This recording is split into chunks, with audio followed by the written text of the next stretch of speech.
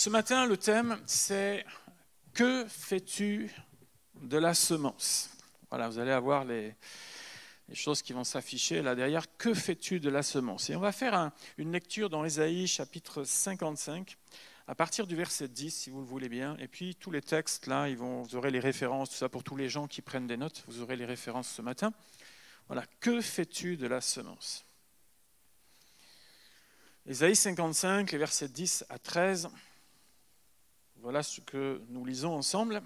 « Comme la pluie et la neige descendent d'en haut et n'y retournent pas sans avoir arrosé, fécondé la terre et fait germer les plantes, sans avoir donné de la semence au semeur et du pain à celui qui mange, ainsi en est-il de ma parole qui sort de ma bouche.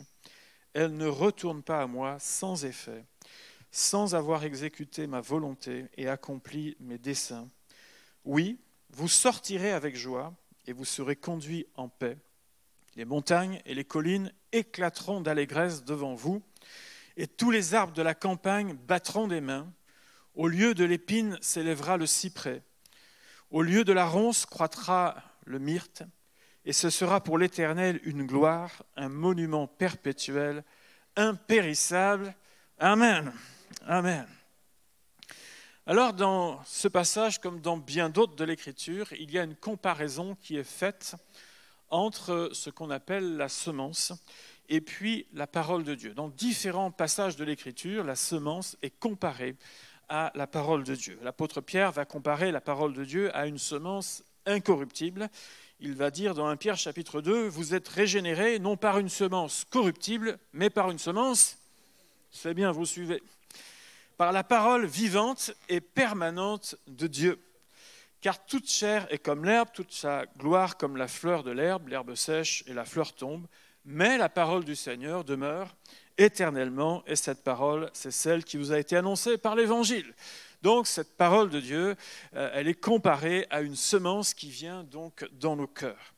Dans Luc chapitre 8, vous connaissez la fameuse parabole du semeur, n'est-ce pas, où la semence, encore, il va nous être dit dans ce passage que la semence, quand Jésus va l'expliquer, il va dire la semence, c'est la parole de Dieu.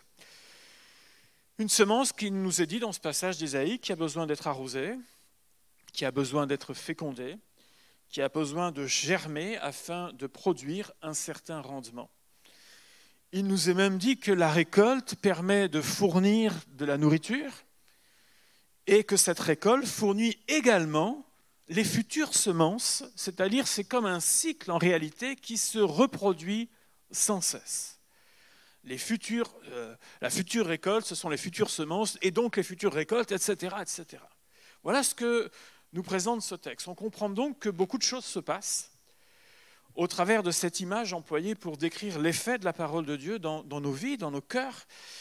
Entre l'eau, la terre, le développement, la récolte, les semences futures, beaucoup de choses se passent, mais aussi il y a une question, une notion sur laquelle on reviendra à un moment donné, c'est la notion de temps. La notion de temps entre le moment où je plante et le moment où je vais manger. Ce n'est pas instantané, ce n'est pas du micro-ondes, on a compris tout ça. Et on va s'arrêter là-dessus ce matin en se posant la question, que faisons-nous de la semence ? Que faisons-nous de la semence ? La semence, c'est un potentiel de développement incroyable. Il y a quelque chose qui nous frappe lorsqu'on parle de semence, c'est la taille de la semence.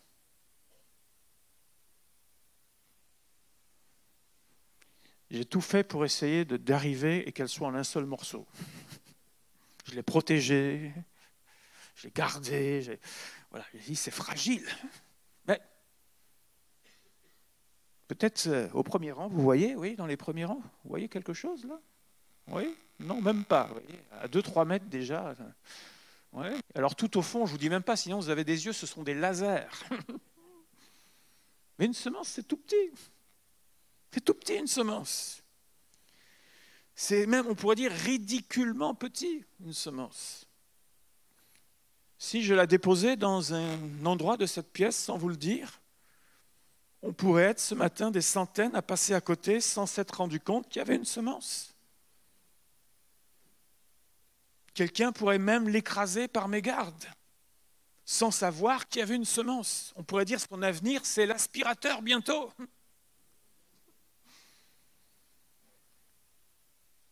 On pourrait même la confondre avec un détritus, une poussière ou quelque chose, et la ramasser et la mettre à la poubelle parce qu'on n'a pas compris même que c'était une semence. Voyez, c'est insignifiant, c'est petit une semence.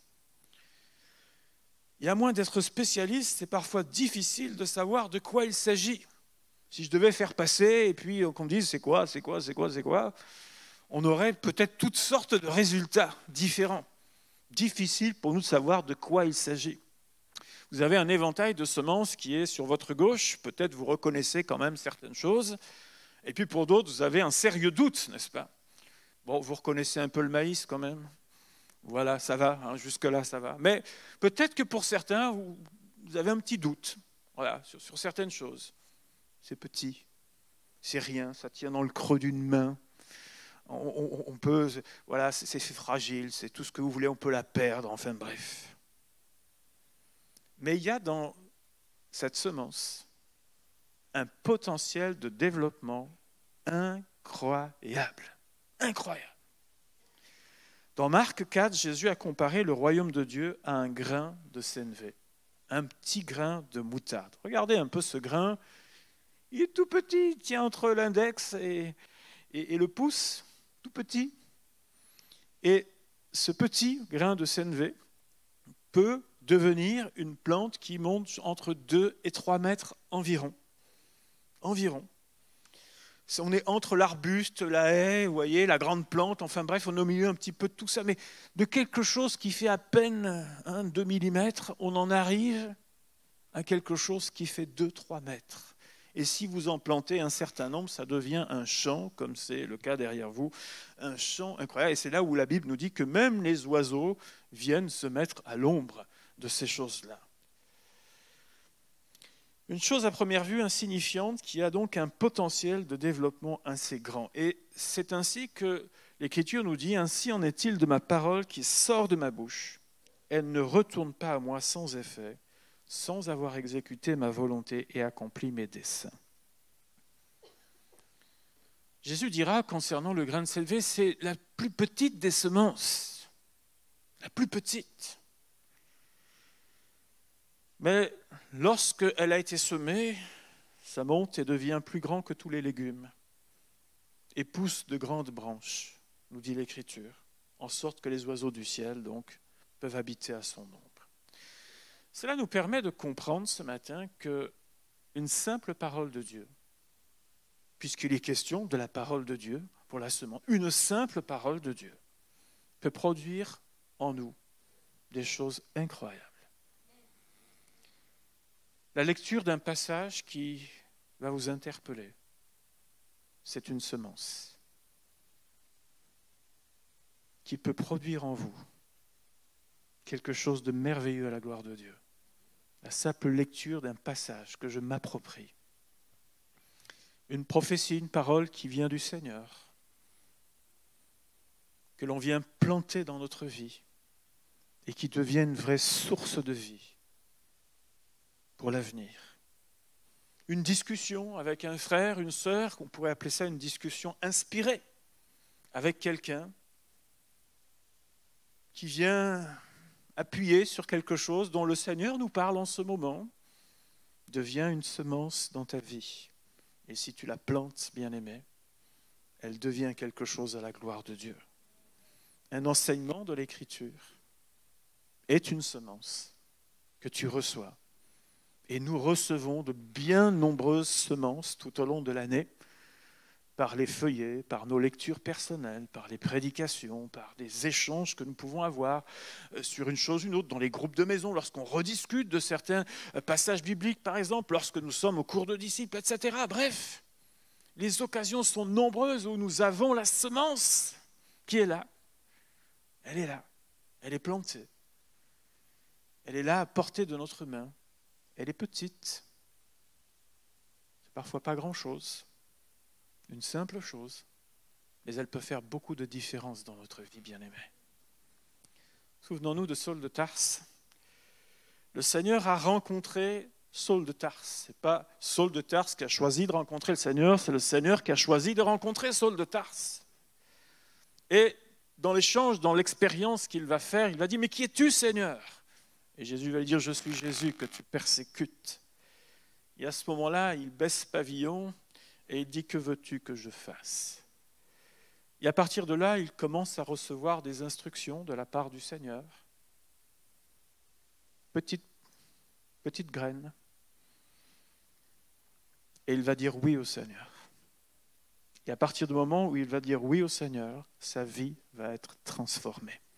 Non seulement pour le salut de son âme, mais dans sa vie, il a continué tout au long de sa vie à prendre ces semences qui viennent du cœur de Dieu, à les planter dans sa vie, de façon à ce qu'il continue de pousser devant le Seigneur. Nous pourrions parler d'un homme comme Élisée, cet homme que Élie rencontre et qui lui dit « Et toi, là, viens et suis-moi ». Peut-être que dans sa tête, Élisée se disait « Mais Élie n'a plus Géasi, il a besoin d'un serviteur, quelqu'un pour lui porter sa mallette, quelqu'un pour lui rendre quelques services. » Mais voyez-vous, au contact d'Élie, Élisée va commencer à planter un certain nombre de choses dans sa vie qui font qu'à un moment donné, Dieu l'avait préparé pour bien d'autres choses. Il a planté ce qui vient d'en haut dans sa vie et il en a récolté le fruit par la suite. Au point même où il dira au Seigneur, « Moi je veux une double portion. » Quand on sait ce qu'a vécu Élie, on peut dire qu'il est quand même, il va loin, il va fort le garçon. Mais il l'a fait. Et il a vécu des choses extraordinaires avec Dieu. Il a planté. On pourrait parler de Daniel, qui, dans ses jeunes années, s'est positionné avec le Seigneur en disant « Moi, je ne me ferai pas manger de ce qui est souillé. » Il a pris un risque. Mais le Seigneur l'a béni. Il aurait pu s'arrêter là et dire « C'est bon, je peux écrire 4 livres maintenant là-dessus. » et expliquer à toute la planète que quand on obéit à Dieu, on est béni. Ben, il ne s'est pas arrêté là. Il ne s'est pas arrêté là. La Bible nous montre que même quand il a eu de hautes fonctions, il continuait à rechercher le Seigneur 3 fois par jour dans la prière. Il avait beaucoup d'occupations, il avait probablement un travail et des responsabilités importantes, mais il dit l'important, moi, c'est que je plante. Je veux planter. Et en plantant, le Seigneur l'a béni. Et le Seigneur lui a même révélé des choses extraordinaires pour l'avenir, et encore des choses à venir même qui ne sont pas encore réalisées et qui sont décrites dans le livre de Daniel. Voyez-vous, la semence est quelque chose d'insignifiant, mais il y a un potentiel de développement extraordinaire dans une simple parole du Seigneur, dans la simple parole de Dieu. Maintenant, la Bible nous enseigne aussi que pour réussir, il faut des conditions de développement. Si de nombreuses histoires bibliques peuvent étayer tout cela et nous montrer combien tout cela est vrai, nous voulons également réaliser qu'il y a des conditions à cette réussite. Il y a ce qu'on pourrait dire ce qui vient d'en haut. C'est la pluie. Ésaïe 55 nous dit que la pluie, la neige, ça vient d'en haut. Mais aussi la semence qui est un don donc du ciel. Les deux viennent d'en haut. Ce n'est pas moi qui décide qu'il pleuve ou qu'il neige. Voilà, il y a des jours où ça vous arrangerait qu'il ne pleuve pas, n'est-ce pas? Où vous dites si la nuit, mais quand je me réveille, je vais voir le soleil. Voilà, on est tous pareils.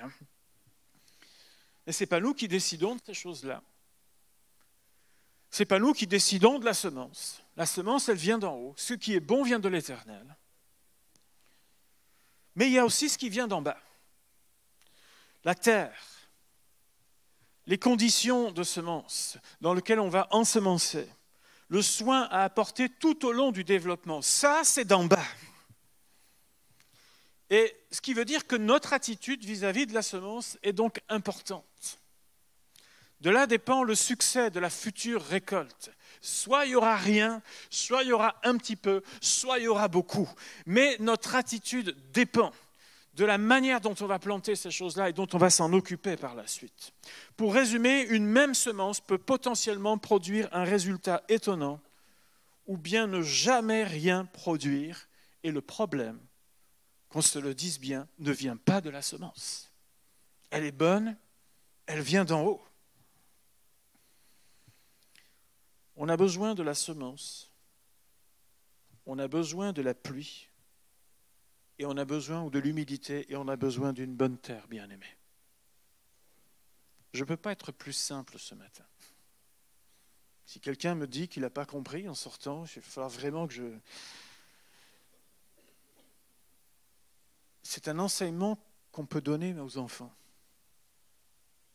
Pour croître dans les voies de Dieu, bien-aimé, tu as besoin de la semence. Tu as besoin qu'elle soit arrosée de la vie d'en haut. Mais tu as aussi besoin d'une bonne terre, d'un bon cœur, bien-aimé. Si ces trois conditions sont réunies, tu vas en récolter le fruit. Si ces trois conditions ne sont pas réunies, tu n'en récolteras pas le fruit. Ce n'est pas plus compliqué que ça. Alors la Bible va nous faire quelques remarques et quelques recommandations concernant les semences.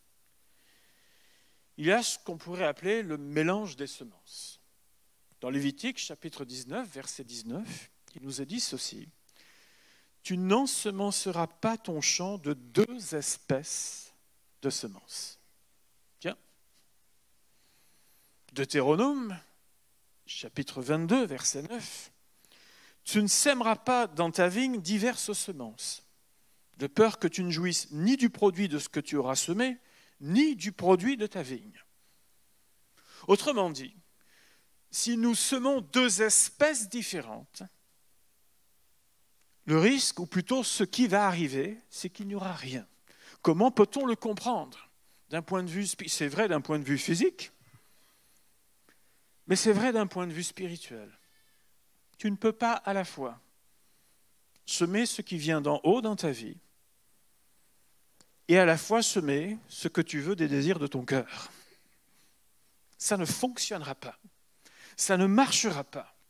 Et tu n'auras encore une fois que rien du tout à la fin.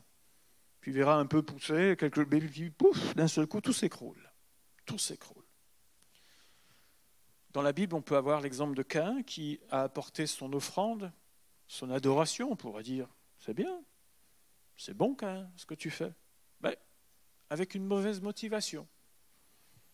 Lui, il cherchait de la reconnaissance, il était un petit peu jaloux de son frère.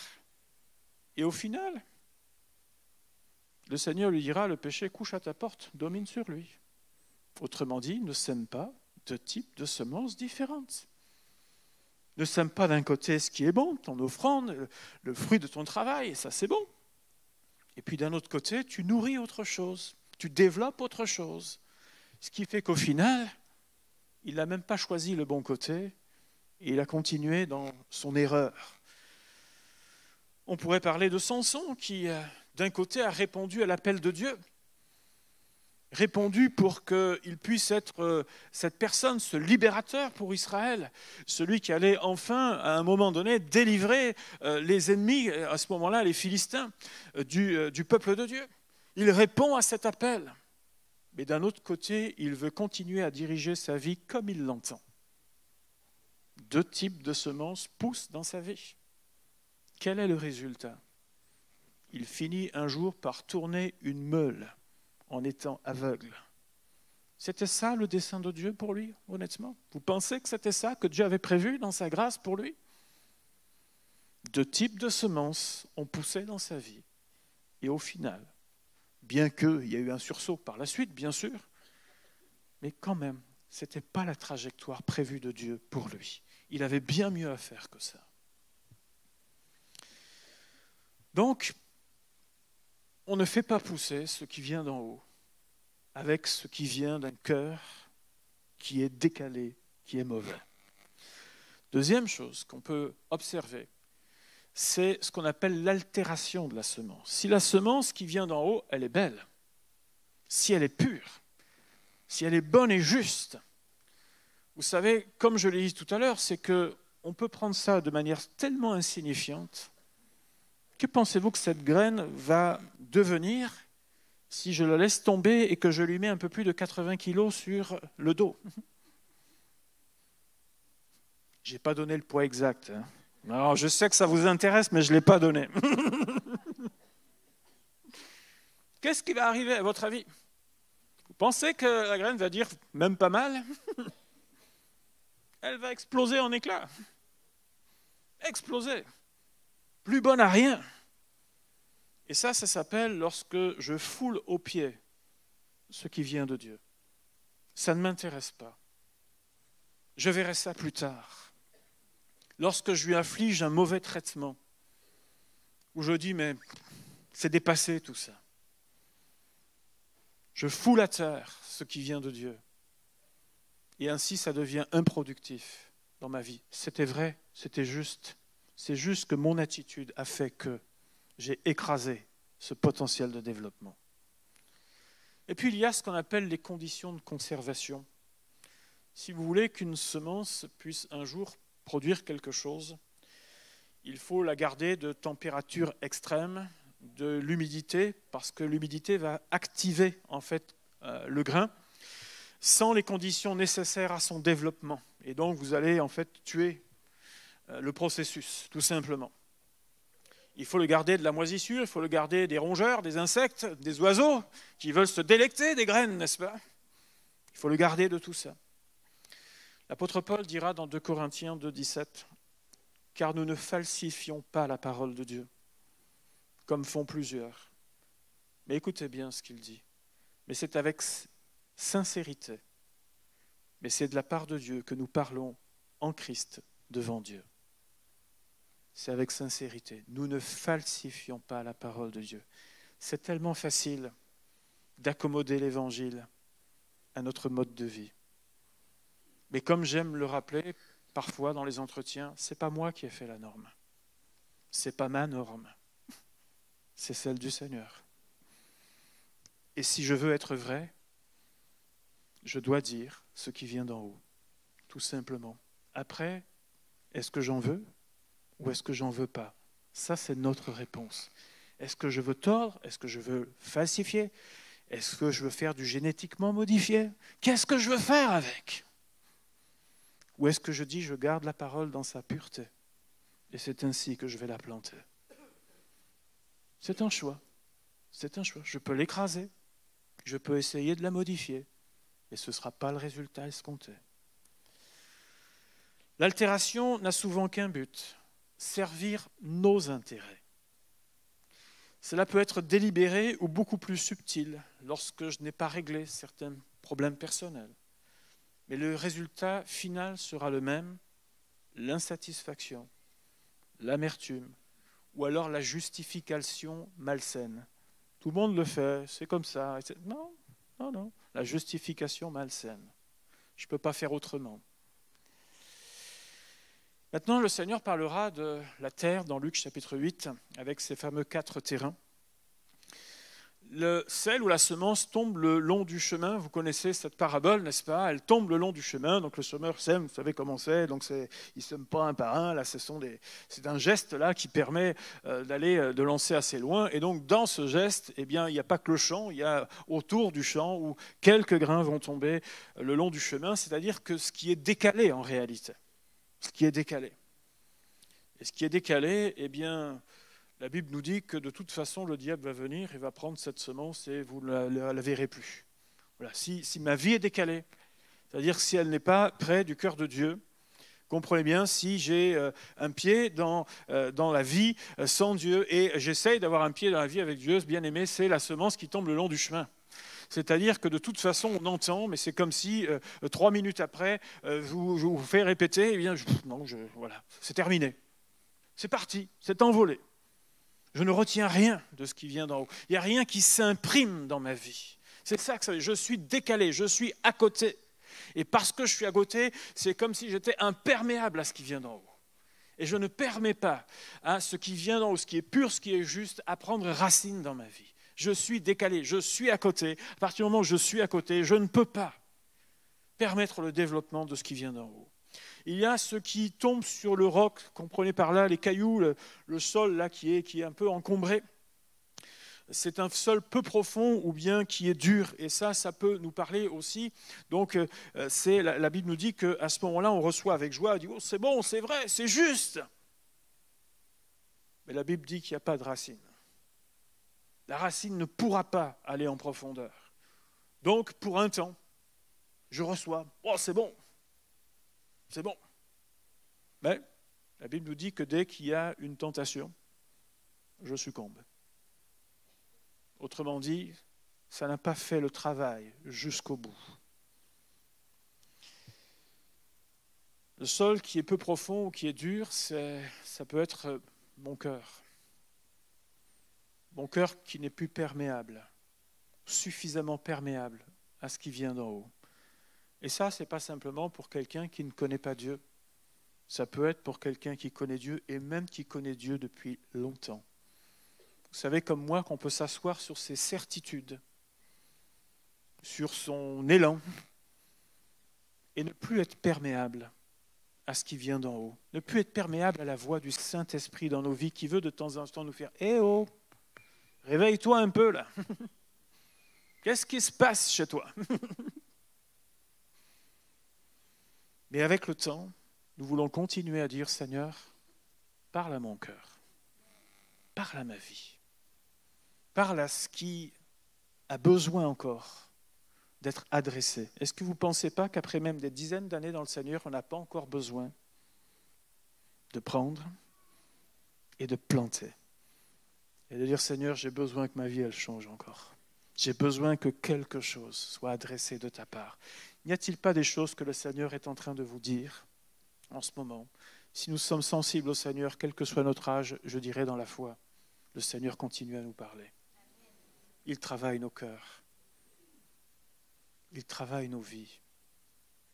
Il est là encore en train de nous dire, mon bien-aimé, tu peux encore progresser. Tu as du fruit, mais tu peux encore planter de belles choses pour la gloire, pour le Seigneur. Ne te prive pas de ça, n'endurcis pas ton cœur, ne te dis pas je suis arrivé, moi je suis sauvé. Oui, c'est bien, bien-aimé, mais tu peux tellement aller plus loin avec le Seigneur. Et puis il y a les épines. Les épines, c'est ce qui vient prendre le dessus sur ce qui vient du Seigneur. Cet été, on s'était lancé dans quelques travaux avec Ariane à la maison, et puis dans ce qu'on devait faire, il y avait l'extérieur. Bon, on a eu quelques ronces à détruire, arracher, mais c'est terrible les ronces quand même. Il y en avait qui étaient grosses comme le pouce là.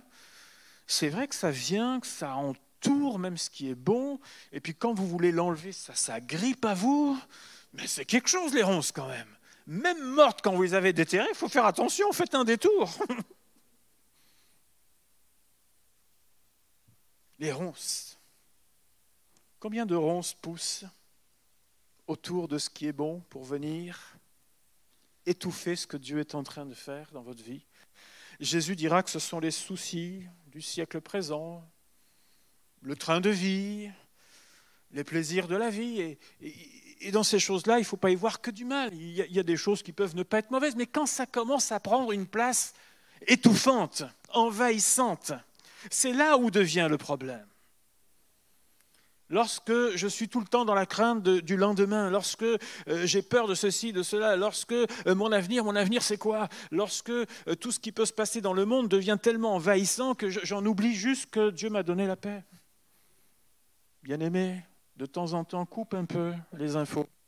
Écoute-les de temps en temps, c'est bien, mais ne te nourris pas que de ça. Nourris-toi de ce qui vient de là-haut. Parce que quand la ronce va pousser, tu vas lui dire, écoute, va voir ailleurs si j'y suis.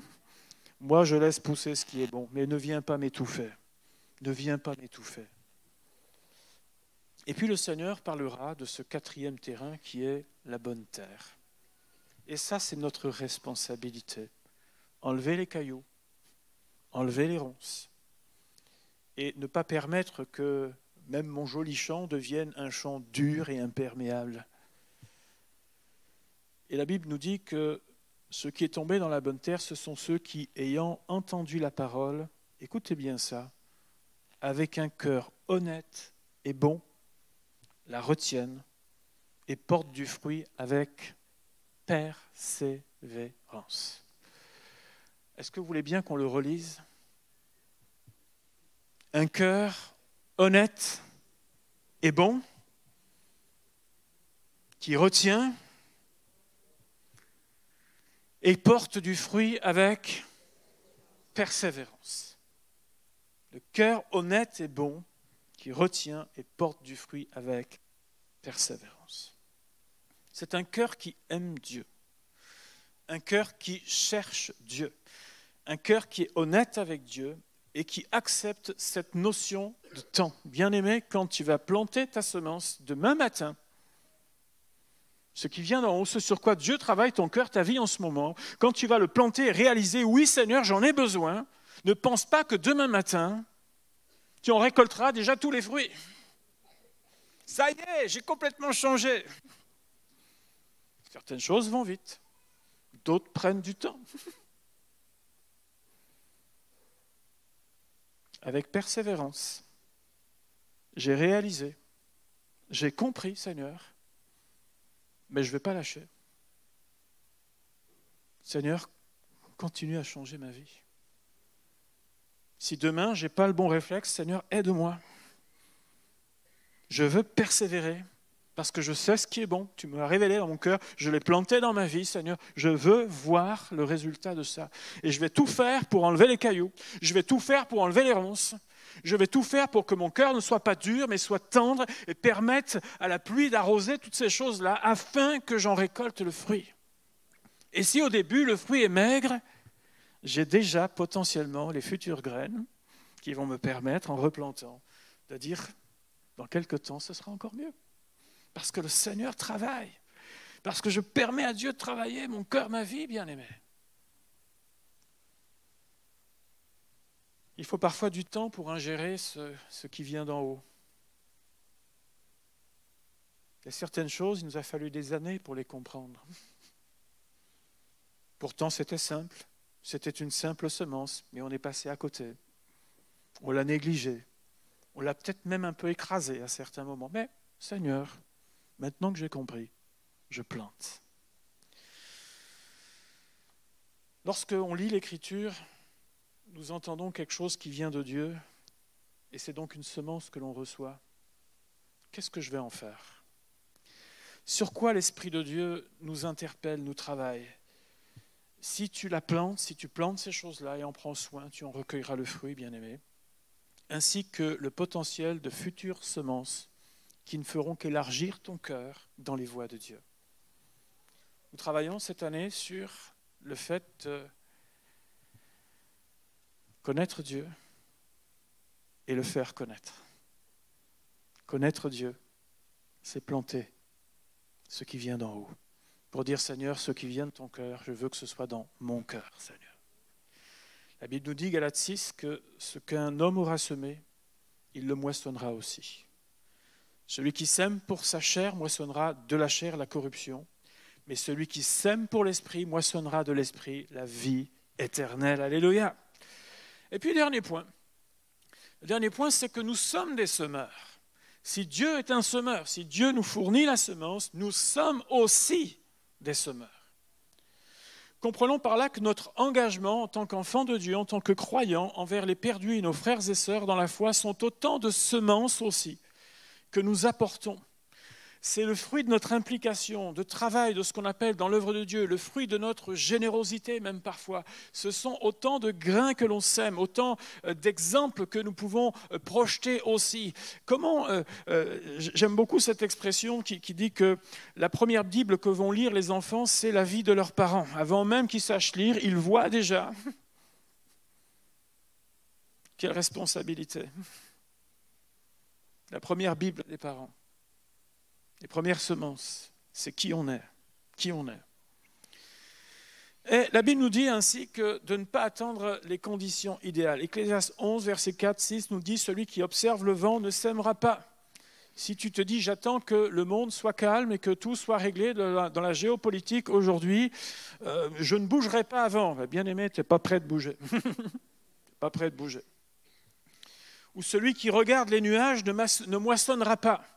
Ah, aujourd'hui, je ne le sens pas. C'est une expression que je ne peux même plus entendre, je ne le sens pas. Tu sens ou tu sens pas, la Bible te dit tu sèmes et tu moissonnes. Je ne me suis pas levé en disant je sens qu'il faut que je prêche aujourd'hui, je garantis. Mais je savais qu'il fallait que je le fasse, donc je le fais. Et je le fais avec joie. Mais ce n'est pas une question de sentir, pas sentir. Ce matin, je suis conscient que je sème quelque chose. Je sème quelque chose. Et la Bible nous dit, dès le matin, sème ta semence. Et le soir, ne laisse pas reposer ta main, car tu ne sais pas ce qui réussira, ceci ou cela, ou si l'un et l'autre sont également bons. Tu ne sais pas. Chaque fois que tu agis dans le Seigneur, il y a des choses, tu te dis, mais c'est pas possible, ça ne marche pas. Et puis d'autres fois, tu te dis, mais j'ai l'impression d'avoir rien fait ou pas grand-chose. Et bon, ça fonctionne. Il dit, c'est pas ton problème. C'est ce que dit, c'est pas ton problème. Toi, sème. Fais ce que tu as à faire dans le Seigneur. Et quand tu le fais, aie confiance qu'un jour ou l'autre, tu vas rencontrer un terrain favorable qui va faire que ça fonctionne. Elle nous dit, elle parle aussi de la semence dans le sens de la générosité. L'apôtre Paul en parlera aux Corinthiens. Lorsque nous sommes généreux, la générosité peut être de façon numéraire, elle peut être de façon physique, lorsque je donne de mon temps aussi, de mon énergie. Eh bien, le Seigneur aussi nous bénit au travers de ça. Et Galates 6 nous dit, ne nous lassons pas de faire le bien, car nous moissonnerons au temps convenable si nous ne nous relâchons pas. Nous vivons aujourd'hui les prémices de la moisson à venir. La Bible nous parle même de la résurrection des morts. 1 Corinthiens 15 nous dit, le corps est semé corruptible, il ressuscitera incorruptible. Il est semé méprisable, il ressuscite glorieux. Il est semé infirme, vous tous qui avez mal à droite, à gauche, vous dites j'ai problème. Il ressuscite plein de force, vous dites ah ça quand même, ça va venir, ça va venir. Il est semé corps animal, pardon, il ressuscite corps spirituel. S'il y a un corps animal, il y a aussi un corps spirituel, nous dit la Bible, lorsque ce corps corruptible aura revêtu l'incorruptibilité et que ce corps mortel aura revêtu l'immortalité, alors s'accomplira la parole qui est écrite, la mort a été engloutie dans la victoire. Alléluia. La semence de la parole de Dieu, qui est une semence de vie éternelle, bien-aimés, il y a déjà ce processus qui est en route dans nos vies, qui fait qu'un jour nos yeux le verront. Alléluia. Et à un moment, plus de pleurs, plus de douleurs, alléluia, nous serons réunis avec le Seigneur dans l'éternité. On ne se prendra plus la tête pour savoir comment on va faire pour la fin du mois. Mais c'est bon, on va louer et adorer le Seigneur dans l'éternité. La semence est en cours, elle est en voie de gestation, bien-aimés. En attendant, continue à planter, continue à semer ce que tu sais être bon et tu en recueilleras le fruit. Quand les autres ne savent pas toujours où ils en sont et où ils vont, et que les gens ne savent pas où est leur droite de leur gauche, tâtonnent, toi tu seras en paix. Parce que tu auras semé ce qui est bon et juste dans ta vie. Ça pousse, t'inquiète pas, ça va pousser. Les conditions sont réunies, ça va pousser. Tu commenceras à récolter ce qui vient d'en haut dans ta vie et tu poursuivras dans ce sens. La question ce matin, que fais-tu? Que fais-tu de la semence? Que faisons-nous de la semence? Et j'aimerais qu'on se la pose individuellement ce matin. Et ce n'est pas parce que je donne cette parole que je ne me pose pas cette question ce matin. Je me la pose aussi. Emmanuel, tu fais quoi avec la semence? Tu fais quoi avec? Est-ce qu'on est capable de mettre tous nos prénoms ce matin et de se dire qu'est-ce que je vais faire? Peut-être que Dieu te parle en ce moment, sur un point de ta vie, de ton cœur. Peut-être as-tu quelque chose de particulier que Dieu te demande aussi. Qu'est-ce que tu vas faire avec? Tu vas le planter? Tu vas le mépriser? Tu vas l'écraser? Tu vas le laisser dans son sachet, bien de côté? Ou alors tu dis ce matin, je vais le planter et je vais persévérer dans mon cœur. Je vous propose qu'on se lève ce matin et je vais inviter l'équipe des musiciens à revenir. Et on va tous prendre un temps tranquille devant Dieu. Et on va se poser cette question. Qu'est-ce que je fais? avec quelque chose qui est peut-être petit. Quelque chose où Dieu te parle en ce moment. Qu'est-ce que j'en fais maintenant? Je le plante ou je laisse de côté? Est-ce qu'en ce moment, qu'est-ce qui pousse dans ma vie? Est-ce que j'ai essayé de mixer les semences ou est-ce que je me suis bien assuré que j'ai pris quelque chose qui est pur et juste et qui produira du bon fruit, bien-aimé? La question ce matin, elle est très simple. Et pourtant, elle peut nous amener très loin dans les voies de Dieu. Elle peut nous amener très loin même en tant qu'Église dans les voies de Dieu. Si nous prenons la décision de semer sans aucun compromis, si nous prenons la décision de semer ce qui vient du cœur de Dieu, si nous prenons le soin de dire, Seigneur, si c'est toi qui le dis, si ça vient de ton cœur, Seigneur, alors je l'embrasse et je vais tout faire pour enlever les cailloux, les pierres, les ronces de ma vie, ce qui me pollue, ce qui m'étouffe ce matin, afin de permettre à cette vie de développer tout son potentiel. Ne pensez-vous pas qu'on a quelques pas à faire dans ce domaine, dans le Seigneur? Et alors qu'on va reprendre ce chant, j'aimerais que spirituellement, si vous le souhaitez, devant le Seigneur, seul avec lui, vous puissiez lui dire, Seigneur, je plante ce matin. Je plante ce matin. Et demain, j'irai voir où ça en est. Dans une semaine, j'irai voir où ça en est. Dans un mois, dans un an, j'irai voir où ça en est. Parce que je désire que ce qui vient d'en haut prenne racine dans ma vie, Seigneur. Je ne veux pas d'une vie superficielle avec toi. Je veux un cœur à cœur avec toi. Te connaître, Seigneur. Te connaître. Pas juste ton nom, mais te connaître tel que tu es, Seigneur. Seigneur mon Dieu, merci de nous aider ce matin. Je te remercie pour la simplicité de cet enseignement dans ta parole. Et pourtant avec des conséquences incroyables si nous savons le comprendre, Seigneur. Aide-nous à planter, Seigneur, ce qui vient d'en haut. Aide-nous, Seigneur, à nettoyer la terre, à prendre des décisions qui vont permettre qu'on ne soit pas étouffé, d'enlever les cailloux, Seigneur. Que le cœur dur devienne tendre, Seigneur. Aide-nous à ne pas falsifier, à ne pas mépriser ou écraser ce qui vient d'en haut, mais à protéger ta parole comme étant quelque chose de précieux en nous, Seigneur. Donne-nous et redonne-nous un amour pur pour ta parole, Seigneur.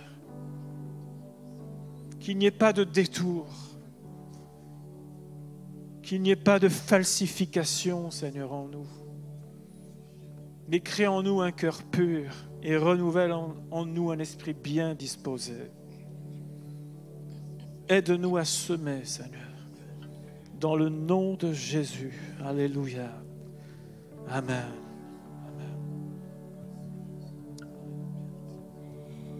Tout ce que je veux, c'est t'aimer. Tout ce que je veux, c'est t'adorer. Mon plus grand désir, c'est de rester à tes pieds. Et je lève les mains vers le ciel. Que ton feu descende sur moi. Allume le feu en moi, Seigneur. Encore une fois, Tout ce que je veux, c'est t'aimer. Tout ce que je veux, c'est t'adorer. mon plus grand désir, c'est de rester à tes pieds. Et je lève les mains vers le ciel. Que ton feu descende sur moi. Allume le feu en moi, Seigneur. Encore une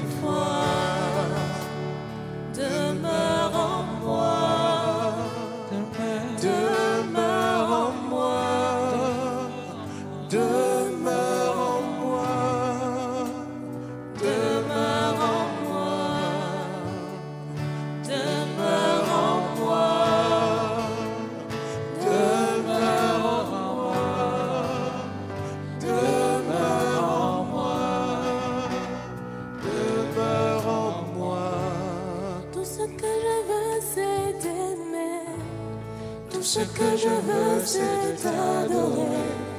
Mon plus grand désir, c'est de rester à tes pieds. Et je lève les mains vers le ciel. Que ton feu descende sur moi. Allume le feu en moi, Seigneur. Encore une fois. Tout ce que je veux, c'est t'aimer. Tout ce que je veux, c'est t'adorer. Mon plus grand désir, c'est de rester à tes pieds. Et je lève les mains vers le ciel. Que ton feu descende sur moi. Allume le feu en moi, Seigneur. Encore une fois. Demeure en moi. Demeure en moi. Demeure en moi. Demeure en moi. Demeure en moi. Demeure en moi.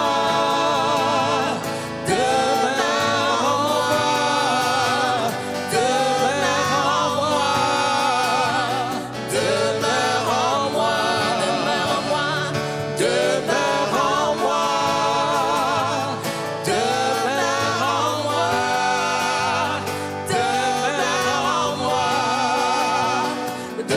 Demeure en moi. Demeure en moi. Demeure en moi. Demeure en moi. Demeure en moi. Demeure en moi. Tout ce que je veux, c'est t'aimer. Tout ce que je veux, c'est t'adorer. Mon plus grand désir, c'est de rester à tes pieds. Et je lève les mains vers le ciel. Que ton feu descende sur moi. Allume le feu en moi, Seigneur. Encore tout ce que je veux. Tout ce que je veux, c'est t'aimer. Tout ce que je veux, c'est t'adorer. Mon plus grand désir, c'est de rester à tes pieds. Et je lève les mains vers le ciel.